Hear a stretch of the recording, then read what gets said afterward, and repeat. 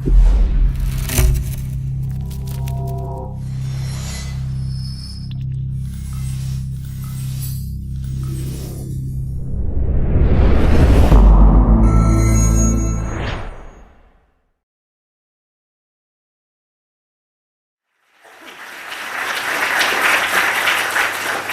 of the things that will become rapidly evident during the course of my talk is that I am not a scientist. And so I'm a little daunted being in the Vincent Briscoe Lecture series. I'll go further and admit right now that I am what we call a digital immigrant rather than a digital native, meaning I didn't grow up with these tools, I had to learn them. And it's also clear from the title of the talk that I'm not coming here to have an in-depth technical discussion about cybersecurity. But what all of these things I think underscore is what to my mind is one of the most important elements of configuring our society to deal with cybersecurity. And that is a recognition that at bottom, the major challenges of cybersecurity are not technical issues, they are policy and governance issues. All too often, what I've seen over the last several years is that decision makers, whether in the public sector or the private sector, tend to regard questions of cybersecurity or cyber policy as if they are arcane technological questions. Therefore, they have to be remanded over to people who are technically versed in them, and everybody else can wash their hands of it. It's a little similar, I think, to what was the case maybe half a century ago when C.P. Snow wrote about the challenges of bringing science into togetherness with policymaking when the policymakers themselves were not scientists. And how did you get them engaged to understand the scientific dimensions of decisions that were ultimately at the very core of our moral and political values? So that's really the perspective I want to take today, is to look at the issue of cybersecurity from a non-technical perspective, but as one that engages some of the most profound elements of our social, ethical, and legal structure. Let me begin by saying three things about what I think has been transformative about the way in which cyber exists in our modern world. Think about this. 20 years ago, the default position with respect to your private information was that it was private unless you opened it up. If you had personal information, it was generally reposing in your house. Maybe it was in a safety deposit box. Maybe it was in a drawer. The government might require you to furnish some of it to them. You might choose to voluntarily open it up. You might be required by law in some circumstances to make it available. But basically, absent any voluntary or affirmative action, your personal and private information was locked. It was private. It was closed. What many people, I think, fail to recognize in the era of cyber, whatever you have on your laptop or your device or your PC, where increasingly we keep much of our personal and private and intimate data, as soon as you hook it up to the internet, it is wide open. The default position is openness. You have to take affirmative steps in terms of how you manage your settings and controls to determine what you want to close off in a deliberate way. And if you think about that, that's transformative. It means that the presumption has changed from one in which you control opening things to one in which you have to control closing things. So I'm going to contend that's one big change in the way we live now. A second element is what is public? You know, in the old days, you did things in public and some people saw them, and they might or might not discuss what they saw with other people. And over a period of time, people would forget what they had seen. So there was a kind of natural friction to public behavior. In the world of the internet, we now actually have a level of what is open to the public that far exceeds what Orwell imagined in 1984. After all, Orwell only imagined that we'd have government-operated telescreens in our houses looking at everything we did. He did not imagine we'd live in a world in which everybody in the population was a telescreen. They would take their telephone out, they would film or photograph something that interested them, they would upload it on the internet. Then it would become universally available to almost everybody who had access to the internet. It would never be forgotten. So memory wouldn't fade, it wouldn't evaporate with the passage of time, and it could always be recalled and aggregated to together with all the other data that's out there, to give somebody a picture of your life, far more granular than anything that even the most avid secret policeman might have envisioned 20 or 30 years ago. That's a huge change. And finally, although we tend to think about the data and the information on the internet in terms of communicative content, more and more of our operational control systems depend upon the internet to actually be executed.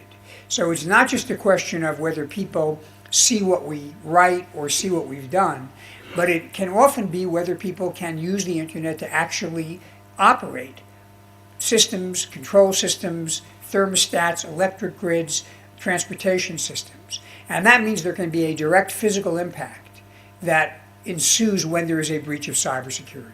So those are, I think, the transformative elements of our world that really require us to rethink how we approach the question of cybersecurity. And I'm going to argue there are three ways, at least three ways, in which we have to do some rethinking. The first is, how do we secure the architecture of the system? And what I mean by that is, how do we create a system so that people who have a right to control a network are able to actually exercise that control? That means not only security, but it means privacy, because much of our privacy law is built around the concept that when you entrust your information to your bank or to your health provider, that entity or that enterprise has an obligation to preserve that trust and not misuse the information. But that's premised on the assumption that that provider can control its own information and its own network. If they can't, then any promise of confidentiality is a useless promise. So securing the architecture is the first challenge. The second challenge is, how do we deal with the data in the architecture? What rights should people have to control information about them or information that they create, and to manage who gets access and for what purposes? This has always been an issue that we've dealt with, but it is now compounded by the volume and the nature of information that is on the internet. And third, in a global environment where everything that's published is published everywhere, and where there are radically different ideas about what is permissible speech and what is not permissible speech in various parts of the world, who controls the discourse? Who controls the right of free speech? Is it the lowest common denominator, or is it a freer and more tolerant vision? And so I'd argue that's a third area in which we have to do some careful thinking about what we want as we move forward. So let me begin by reciting a commonplace. We know that the internet began really as a way of simply allowing networking across a lot of different computers and data systems. It is essentially a protocol that allows you to operate across a network of networks.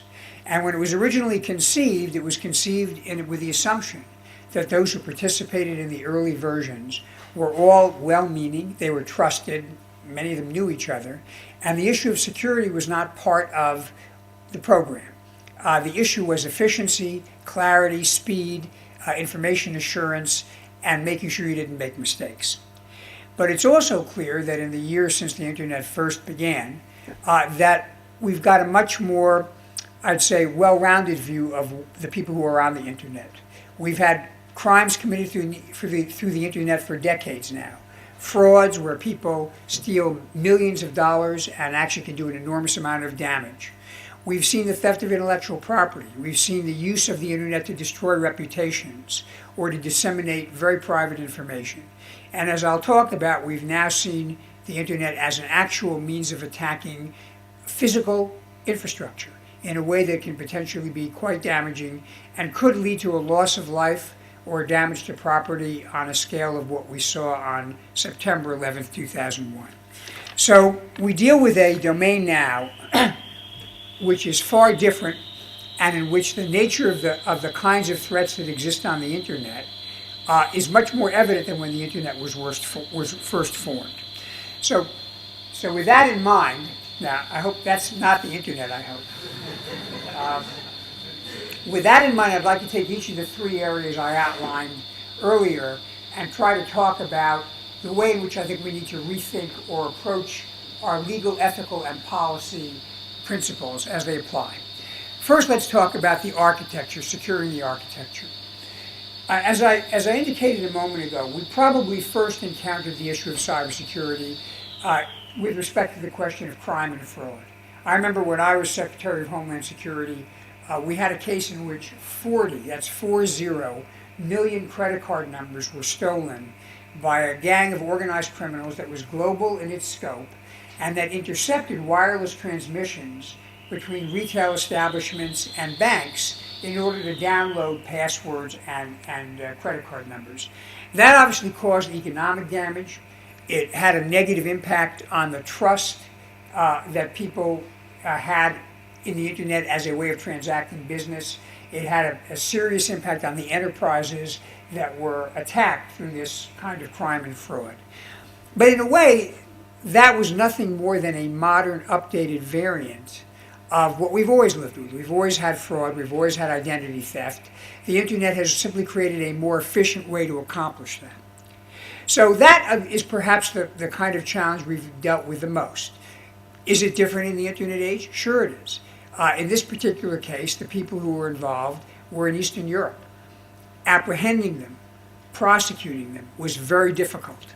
And it will become increasingly more difficult as the people who run organized criminal enterprises locate themselves in those parts of the world where either there is an unwillingness or an inability to apply robust law enforcement to cybercrimes. So we need to think about the responsibility that we have as nations and what kind of global efforts we can undertake to make sure there is an international enforcement mechanism so we don't have safe havens for cyber criminals. What we've seen at the next level is the theft of intellectual property. And this both involves espionage by state actors aimed at getting our national security secrets, and it involves the theft of business intellectual property and technology that is exported to other parts of the world. Everybody's worried these days about jobs and competitiveness on a global basis, particularly from those parts of the world which are able to produce with cheaper labor. And the question is, how do the more developed and technological countries continue to have vibrant economies? We have always believed that our advantage was the technological cutting-edge research that we bring to all kinds of areas, whether it's medicine, communications, anything you want to think about. But we lose that advantage if the research and the expense and the effort of building that technology can simply be captured, taken overseas, and then used to produce cheaper versions at a lower cost because the new producer didn't do any of the research.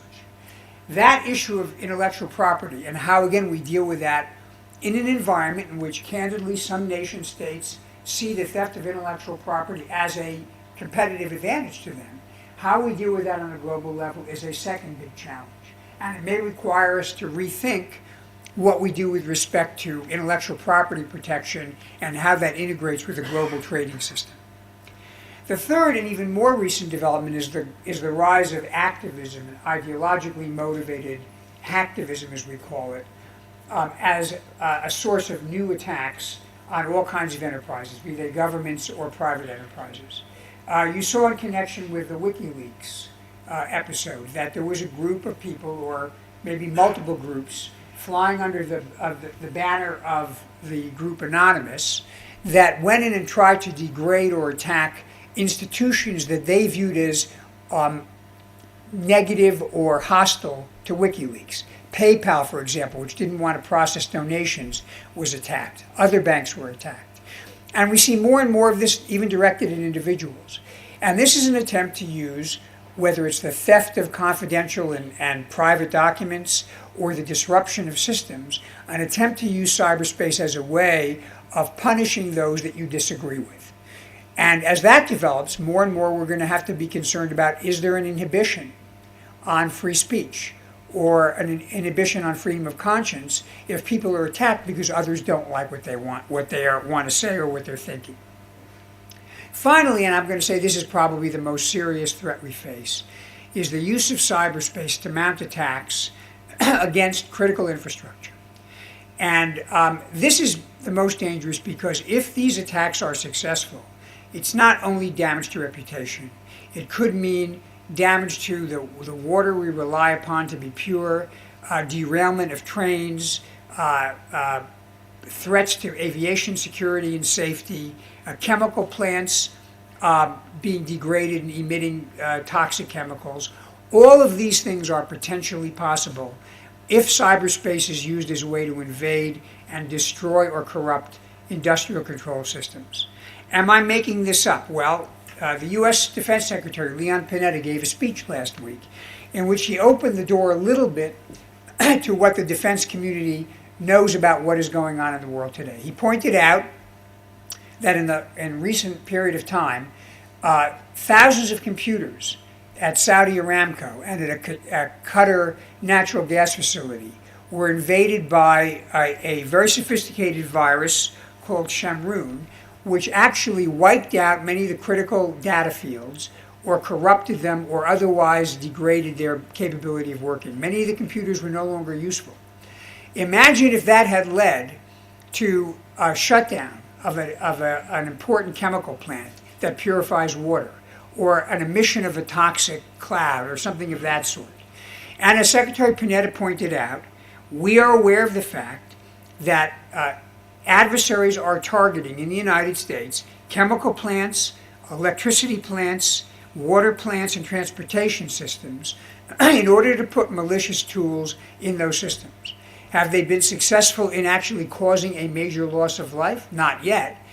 But what is the reason to put this kind of tool in a system if you're not thinking about the possibility of using it? And that, of course, will take us to a much higher level of consequence than we've seen. Again, this raises all kinds of serious legal questions. What I described in the first three scenarios, crime, intellectual property theft, harassment of ideological opponents, those are not normally things we think of as acts of war. And we envision that we would deal with these using traditional tools like law enforcement, the legal system, things of that sort. But if you had an attack on a control system that led to a loss of life or damage to property, it would look very much like a traditional act of war. What would the rules be in terms of how we respond? Would we respond as we would to a physical attack? Would we preempt an attack if we saw one was coming? What happens if the attack comes from another country? Do we have to establish that that country knowingly approved the attack, or is it sufficient to say that that country simply failed to stop it? How do we attribute when in cyberspace now it's possible to move your attack from one hop point to another around the world so that it's very difficult to actually determine where the attack began? And even if we know where the attack began, how do we prove it? And who do we have to prove it to? And do we have to prove it before we respond? How does deterrence work in a world of cyber? In the world of the Cold War, we knew that if a missile was launched from another country at the United States or Great Britain, we would see the launch. There'd be no doubt where it came from. And we had a theory and a doctrine about how we would respond. But how does that work in a world in which there's deniability?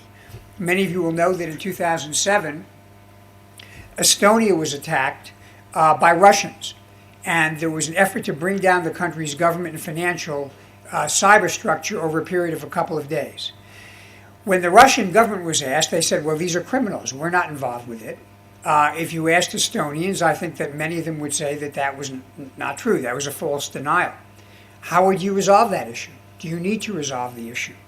And if you are responding, what are the limits of that response?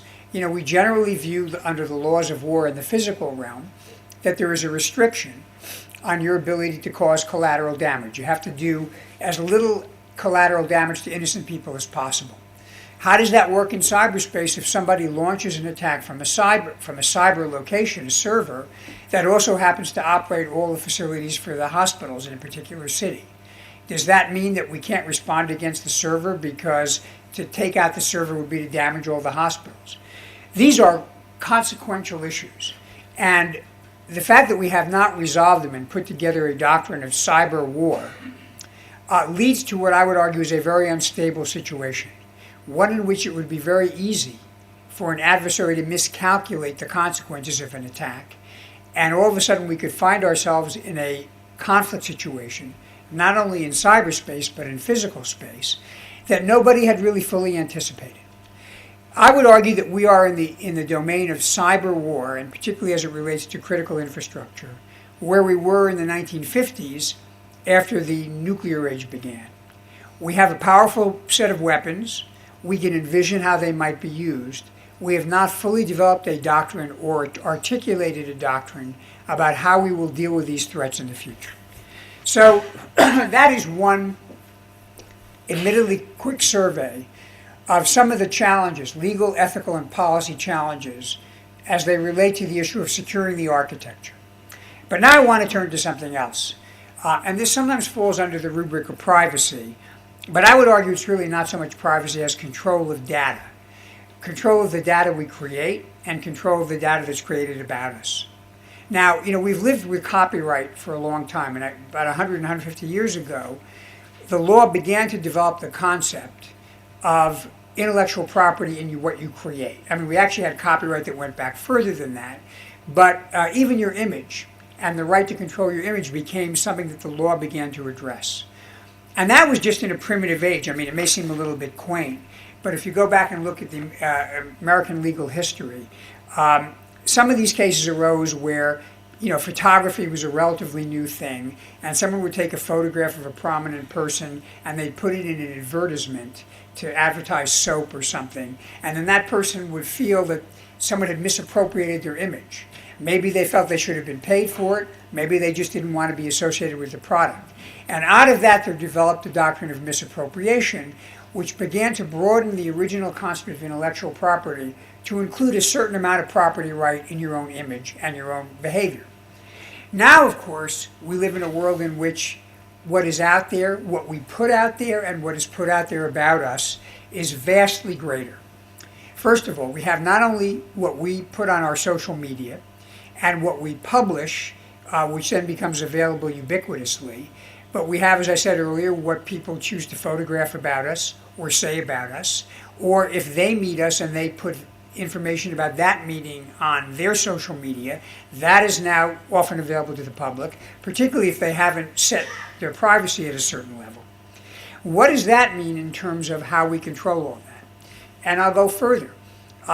Your car stores a good deal of information about where you are through your GPS, as does your phone and other devices that you use. So locational data about where you are at any given point in time is now vastly increased from what was true 10 or 15 or 20 years ago when we really didn't have anything like that.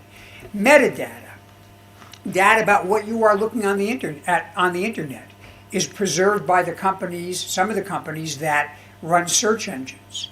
And now there's talk about one company that does a well-known search engine that wants to aggregate everything about you, what you search for, what's on your social media, what others say about you, what you've purchased online, and they want to bring it all together in order to market better to you. But think about the vastness of that information. And this, by the way, again, to go back to 1984, this exceeds anything Big Brother in its wildest dreams could have imagined as a collection of a source of data. We haven't fully addressed what this means. We still operate in the US, and I think in Great Britain, as viewing the great conceptual distinction as being public and private. If you're out in public and you do something, that's fair game to anybody. If you're in your own home, it's like the old story, a home is a person's castle, that is private. But when that distinction was formulated centuries ago, again, it was formulated at a time that there was a natural friction or erosion of public behavior. Not everybody saw it, not everybody talked about it, not everybody remembered it, it was not accessible to most people, and over time, unless it was a truly notorious act in public, it was forgotten. But now in a world where everything is seen, everything is remembered, and everything is immediately accessible to everybody else, we do have to ask the question, is public the same thing? Does our expectation about how long things are retained and how accessible they are, is that need to change now, and does that need to change in terms of what you can do with things that are public behavior in a world where there is no friction? This is a very complicated issue. I can tell you in the US, the US Supreme Court has just begun to start to ask questions about this. And they've done it in the context of what the government can do. The question is, do you need a warrant in order to collect information about where someone is driven using GPS and locational data, or where a person has made telephone calls using cell phone data, or what videos show about someone when they're ubiquitously all over a city. One of the arguments made is, well, listen, you're in public. It's no different than it was 100 years ago. If the police wanted to follow you, they could follow you around in public places and they could record everything on a piece of paper. Why is this different? And yet the court has at least raised the question whether the sheer volume and the analytical capability to merge and analyze all this data has actually become a qualitative difference. It's not just that the police can do something better than they used to do, they can do something different. On the other hand, you could make the argument, is there a constitutional right or a human right to have the police be stupid or have their capabilities deliberately limited, as long as what they're doing is relying on things that are still out in the open? Again, very hard and difficult questions. But I'll go further than that. That's just the government. What about the private sector? When you do have a commercial institution or something that operates a search function, and it does collect all this data, and remember, everything is open now once you've logged on, what are the restrictions that ought to be placed on this? It would be odd to say the government is more restricted in what it can look at and do in order to protect you from crime and terrorism, but if private enterprises want to sell you things, they can peer into every nook and cranny of your life in order to get a picture of what kind of person you are. And what's particularly complicated is often people voluntarily put that data out there. But again, you can ask the question, do they fully appreciate the dimensions of what they have opened up in a world in which so much of what occurs is not obvious? One way to think about it is this way. Human beings are hardwired to deal with other human beings. When you interact with somebody, when you choose to tell them something, most often if you do it in person, you have a set of tools you bring to deciding whether to trust that person or not. Obviously there's the conversation, but you watch them, you look at their body language, you look at what they're wearing and ask yourself whether there's something about that that's inconsistent with what they're saying. There may be things that in their gestures or things about their biography that will give you additional insight into trustworthiness. Almost all of those tools are not available on the internet. So you're trying to decide whether to trust people, and yet most of the human tools that allow you to make that evaluation are unavailable.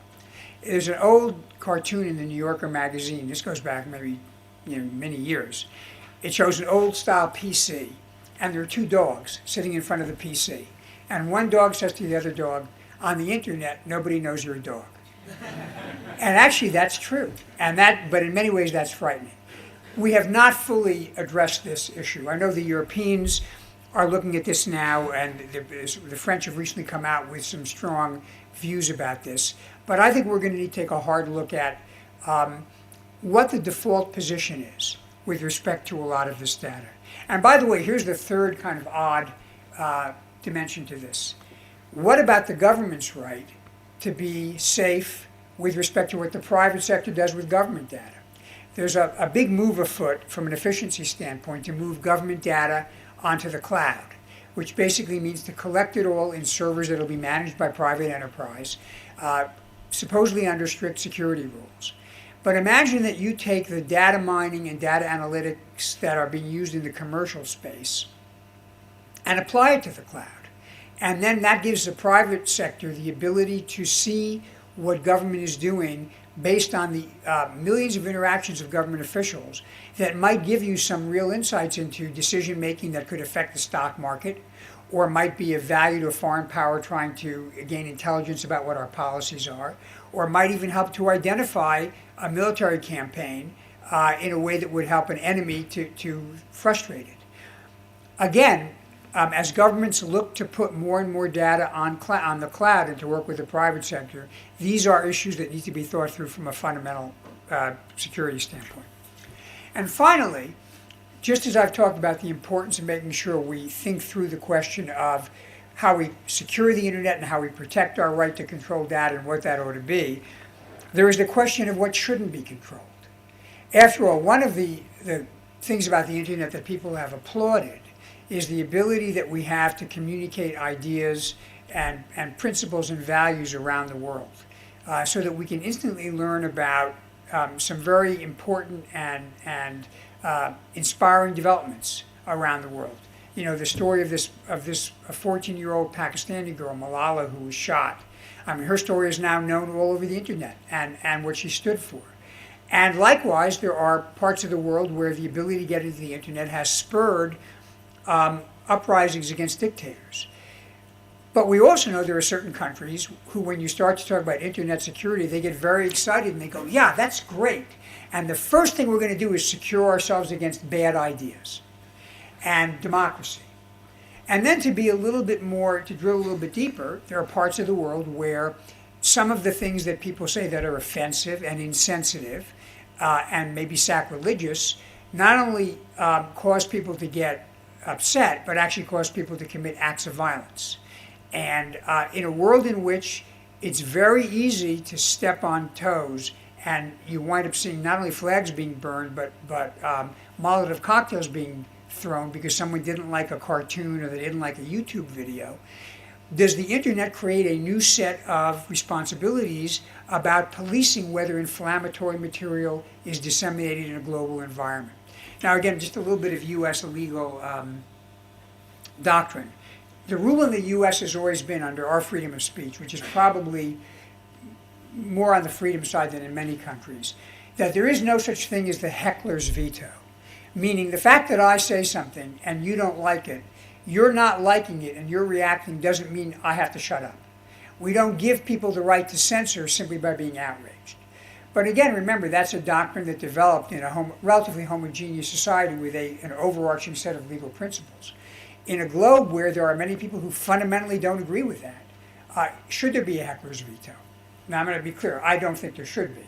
But I will tell you, this is a matter that is a subject of very robust debate. There are, I'd say, a significant number of countries in the world that believe certain speech ought to be off limits because it is upsetting, and who say because it's on the internet and it's available to everybody, you've now got to control the speech in your own country. And that, I think, is going to pose a very, very fundamental issue for our free society. Are we going to let ourselves be censored by parts of the world where, when they don't like what you say, they try to kill you? And that would be a perverse irony if the internet became a tool of speech suppression rather than speech facilitation. So I haven't given you any answers in this lecture, but I hope I've raised a lot of questions. I would say it's an exciting time to be thinking about these issues, because there is really a revolution in the way our life is being conducted, and it impinges upon fundamental values and fundamental aspects of how we live as individuals, not merely as societies. But what it will take, and I know this is an institution that is very strongly scientifically oriented, is to break down, and I'm going to quote, not quote, but I'm going to reference C.P. Snow, is to break down the division between the cultures of science and technology and those that are kind of the liberal arts. Because it's going to be important for the people who are not technological to understand that the technologies are creating fundamentally ethical policy and governance challenges that will have to be met and addressed by society as a whole. So with that, I'll be happy to take some questions.